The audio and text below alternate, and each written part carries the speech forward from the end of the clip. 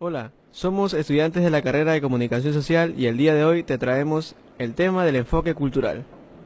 El enfoque cultural se funda en Birmingham en el año 1964, que se inicia por la nueva forma de aproximarse al estudio de masas.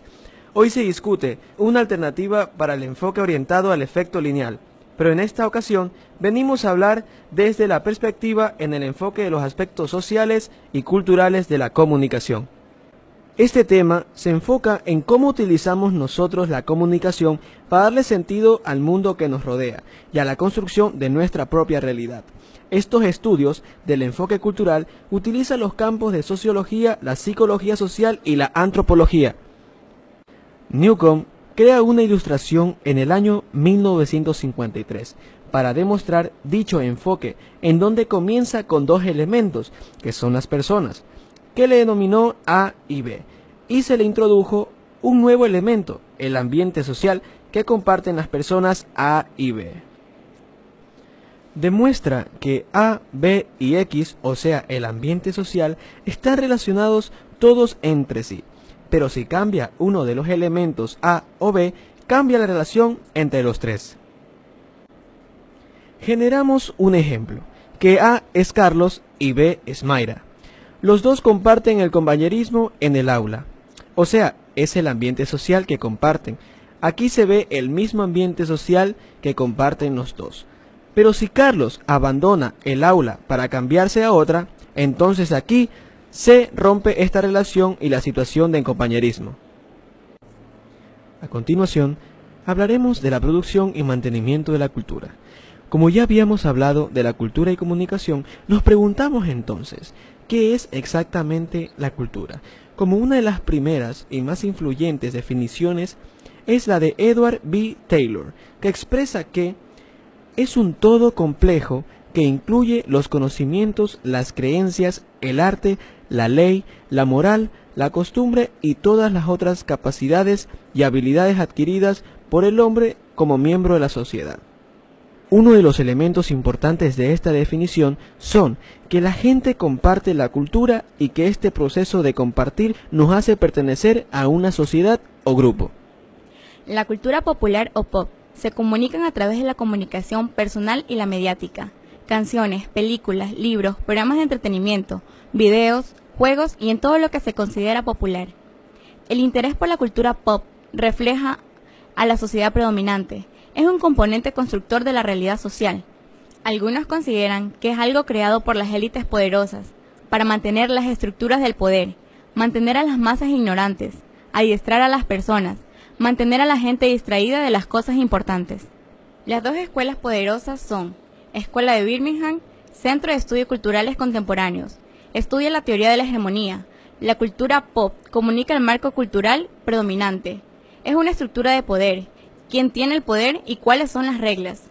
Esto aparece en todos los portadores de la cultura popular: películas, canciones, revistas, videojuegos, libros. Fisk se centró en un enfoque diferente en donde ve a la popularidad como indicador de calidad. La Escuela de Toronto se enfoca en los canales de comunicación. Marshall y McLuhan sostienen que el medio es el mensaje. La cultura está más influenciada por las características del medio que por el contenido. No es lo mismo ver una película en el cine que en la televisión. Todos los medios tienen sus propias características que determinan la experiencia. Los grupos culturales.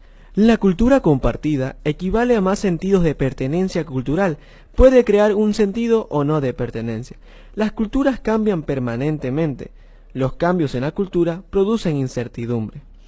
A continuación hablaremos de la teoría de la reducción de la incertidumbre. Berger y Calabrese dicen que las personas viven en constante incertidumbre y usamos la comunicación para reducirla. Existen tres estrategias de comunicación para lidiar con la incertidumbre. Por ejemplo, tenemos la primera, estrategia pasiva, la segunda, estrategia activa, y por último tenemos la estrategia interactiva. Observamos qué es la presión de grupo. Las personas se sienten presionadas por la opinión del grupo. Hay expresión explícita e indirectas, lo que ocasiona que las personas se intenten adaptar para poder estar de acuerdo con otros grupos o sociedades. Tenemos por último el tema de la conformidad y el relativismo.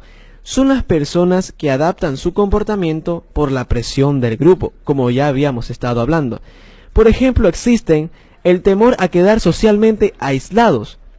Las personas somos animales sociales, necesitamos ser parte de un ambiente social y somos buenos monitoreando la opinión pública. También hay una tendencia a permanecer callados cuando no estamos de acuerdo con la opinión pública, conociendo el espiral del silencio. Para los que no sepan sobre la espiral del silencio, se le denominó así porque si todos se quedaban callados con respecto a lo que no les gustaba, entonces los otros observaban y era probable de que también se callen hacia este tema que no les gustaba.